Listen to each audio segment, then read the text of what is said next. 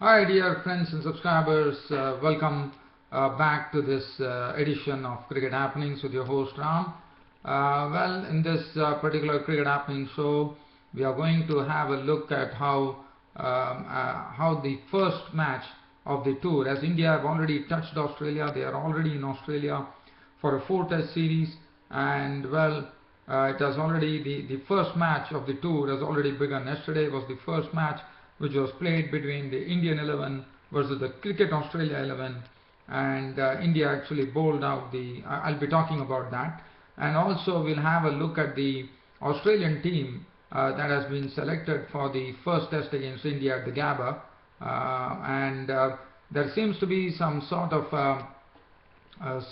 doubts whether Michael Clarke would be playing, and that is something that we'll be looking at, and also we'll also be looking at the Sri Lankan team that has been announced for the first 3 one-day internationals against England. As you know, England are already in Sri Lanka, and we all know that one thing that they experimented in, even though England won that particular match, if I'm not wrong, was the Sri Lankan board president's 11, where Moin Khan was promoted as an opener. Moin Ali, I suppose, it's not Moin Khan. Moin Ali was promoted as an opener in that particular match.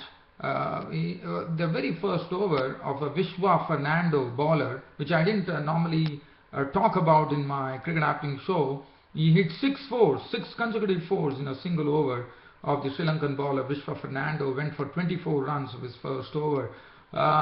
So, as I said, the Sri Lankan team has been announced for the first 3 one-day internationals against England. But first, what I'm going to start is with the tour game. As I said, today was the first match of the Indian tour of Australia, and it was played at the Gleadroll Stadium in Adelaide, and Cricket Australia 11 were the ones who batted first. It doesn't boast of any big names. It is basically, one can say, this two-day match is like a small warm-up match for the Indians to get acclimatized to the pace and bounce of the Australian pitches, but I thought the Indian 11 did well, because the Cricket Australia 11 didn't have much names to even really spoke about, barring Ryan Carter's and Alan Turner, so no other player is much well known, I would say. And the Indian pace bowlers did a pretty decent job, a pretty good job in fact. Bhuvaneshwar Kumar, 12 overs, 2 maidens, 32 runs and 2 wickets. Mohammad Shami, 18 overs, 6 maidens, 52 runs and 2 wickets. Varun Arun showed lots of pace, and I'm sure Varun Arun is one who would be relishing this opportunity in Australia, because I think if Varun Arun is not going to fire on all cylinders on such pacey and bouncy pitches, and Varun Arun normally loves the cherry with lot of pace. He has always believed, and he is always determined to say that he would actually put his pace up a notch, and he would like to be called the most fastest bowler in India. So Varun Arun is raring to go, and I think Varun Arun yesterday definitely showed glimpses of some good pace and bounce. 17 overs, 1 minute, 72 runs and 3 wickets. And for me, if Varun Arun is going to be given an opportunity in the Indian team to play against Australia, which I think it is going to happen, considering the pace and bounce that we have on the Australian pitches. But Varun Arun definitely has to show something. He has to go with a lot of wickets in this 4-test series. Whether if he can do that, then I think Varun Arun's test career is really would have taken off. But if on such pitches where it is going to be pretty helpful for Varun Arun, if he is not going to fire, I have a feeling that Varun Arun might probably lose his place in the Indian team. But as I said, this is his litmus test according to me. Now Varun Arun is the one who has to fire, because he has pace, the bounce, everything would go well for him. Now, whether he can dismiss go and do some damage to the Australian batting order, that remains to be seen. So for me, I just wanted to throw my opinion here about Varun Arun. I think this is the best opportunity that Varun Arun is getting, and if he is going to muff up this opportunity, I think it would be curtains for Varun Arun as far as his career is concerned. But so Varun Arun definitely on a real test here in Australia. Karan Sharma, the leggy, 12.5 overs, 5 maidens, 30 runs and 2 wickets, and Ravichandran Ashwin, 12 overs, 3 maidens, 22 runs and 1 wicket. So it was a good day for the Indian bowlers. and all the Indian bowlers actually were amongst the wickets, which was pretty refreshing to watch. Now, as I said, the Cricket Australia batting didn't have any much depth, in the sense there were not much any known names in the Cricket Australian team. So one would say that the Cricket Australian team is a very weak team.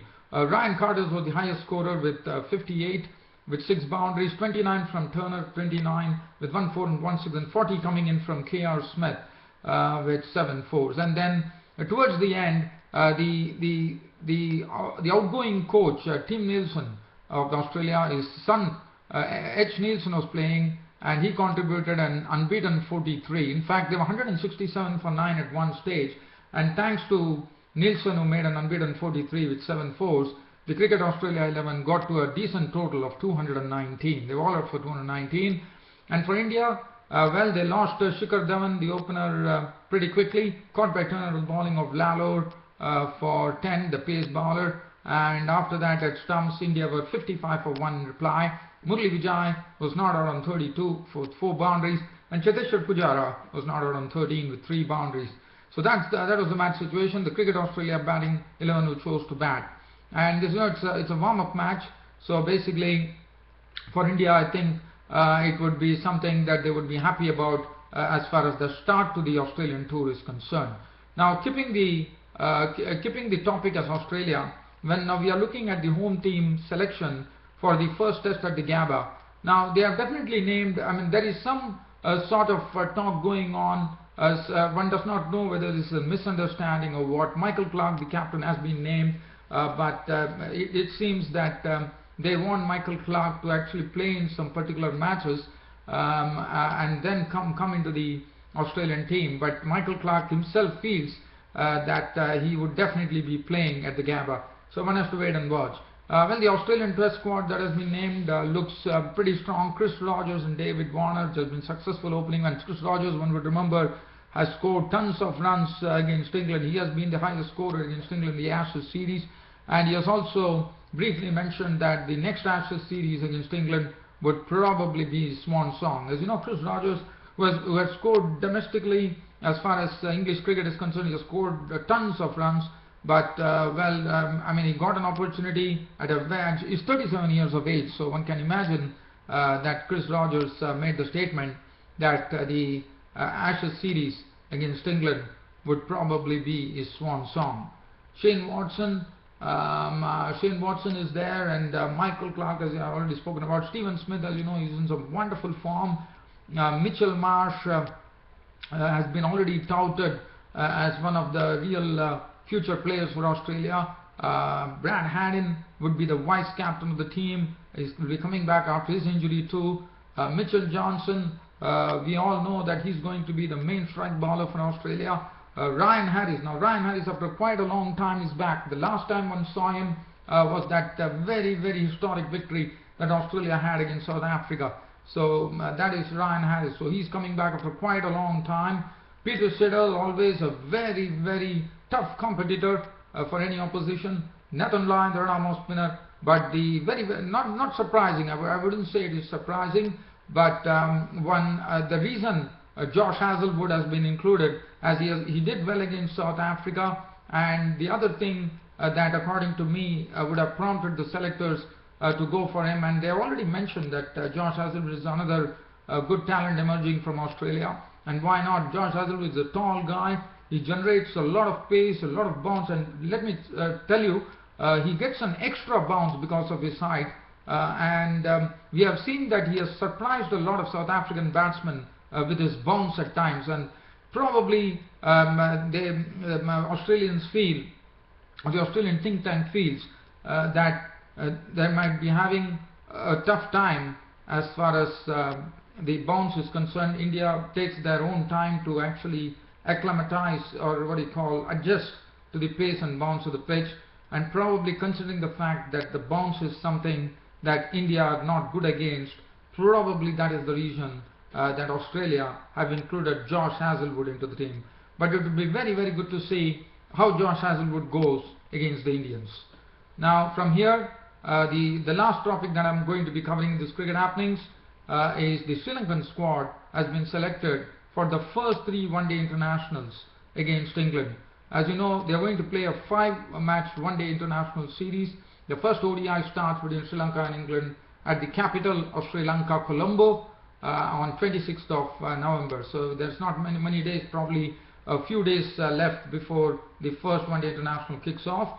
And the Sri Lankan squad that has been named for the first 3 ODIs versus England: Angelo Matthews, the captain; Dilshan. Now the opening slot has been a sort of headache. Against India, we saw that Kushal Perera was an absolute bunny rabbit for Umesh Yadav, and I'm sure the English bowlers would have definitely probably watched some videos of that, and I'm sure English bowlers might be definitely preying on that weakness that Kushal Perera has and probably try to tempt him on that line. It will be interesting to see whether the Sri Lanka persists with Kushal Perera, or they're going to. But looking at things, it looks like since Kushal Perera has been included, one has the feeling that Kushal Perera would be the one who would be opening with Dilshan.